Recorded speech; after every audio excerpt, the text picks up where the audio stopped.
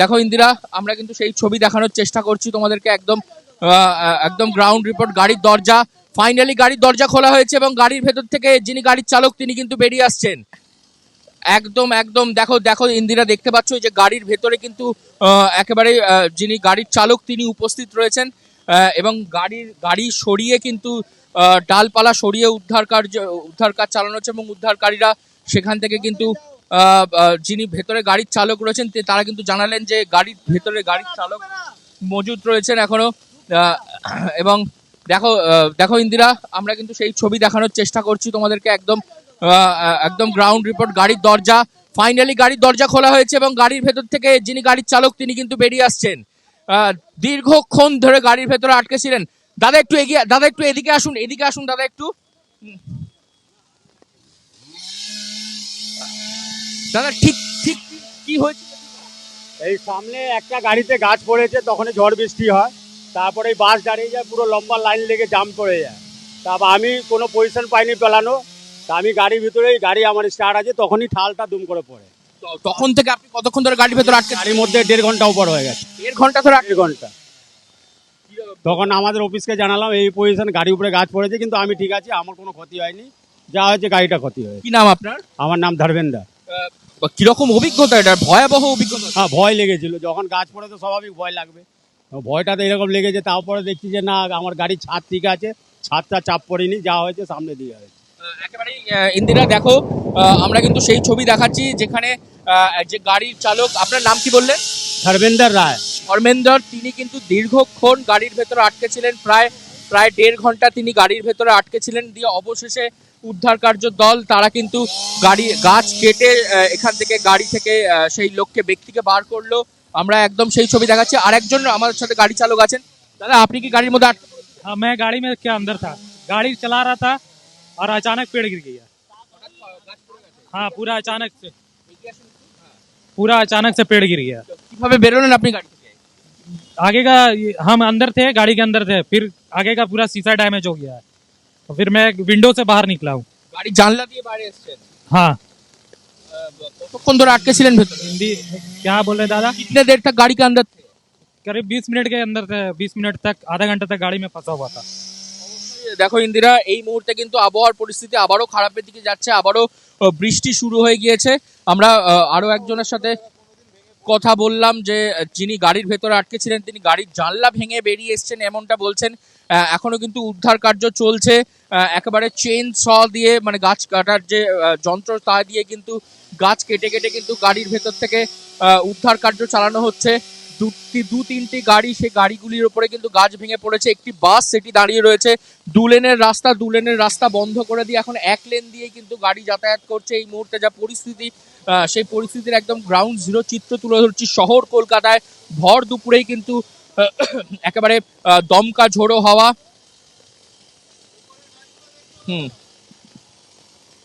গাড়িটাকে দেখো, camera person লিসনকে বলবো একটুখানি দেখানোর জন্যে। গাড়ির একদম, যেহেতু সেখানে উদ্ধার কার্য চলছে তাই সেই কারণে আমাদেরকে কিন্তু আর যাওয়ার অনুমতি দেওয়া হচ্ছে না। তবে ক্যামেরা পার্সন লিসন, তাকে বলবো একটুখানি সামনে থেকে ছবি দেখানোর জন্যে, দর্শকদের জন্যে এই ছবি দেখানো হচ্ছে যে কিভাবে উদ্ধার কাজ চলছে ভেতরে, গাড়ির ভেতরে। দাদা এই গাড়ির ভেতরে কি লোক আছেন?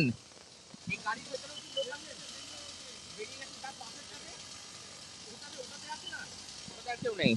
আচ্ছা দেখো, গাড়ি আরেকটি গাড়ি, সেই গাড়ি কিন্তু ভেতর থেকে লোককে আগে বার করে নেওয়া হয়েছে এমনটা বলা হচ্ছে। তবে এই মুহূর্তে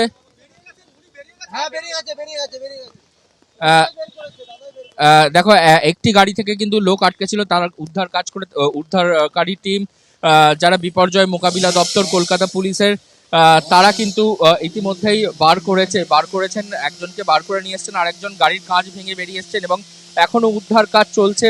এবং অপরদিকে বিপর্যয় মোকাবিলা দল তারা কিন্তু এখনো উদ্ধার কার্য চালিয়ে যাচ্ছেন। একই সঙ্গে কলকাতা পুলিশের আধিকারিকরা তারাও এসে উপস্থিত হয়েছেন ঘটনাস্থলে।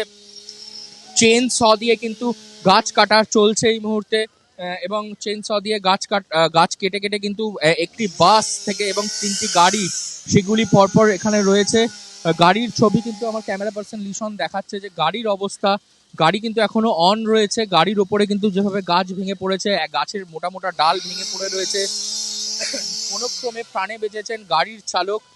তিনি একেবারে গাড়ির ভেতরেই ছিলেন এবং তাকে কিন্তু তার ভেতর থেকে গাড়ির ভেতর থেকে কিন্তু কেটে উদ্ধার কাজ চালানো হয়েছে এবং উদ্ধারকারী দল তারা কিন্তু বার করে এনেছেন এবং আমরা ছবি দেখাচ্ছি ইন্দিরা, দেখো দর্শকদের জন্য বলবো যে আজকে যে আবহাওয়ার যে পরিস্থিতি এখন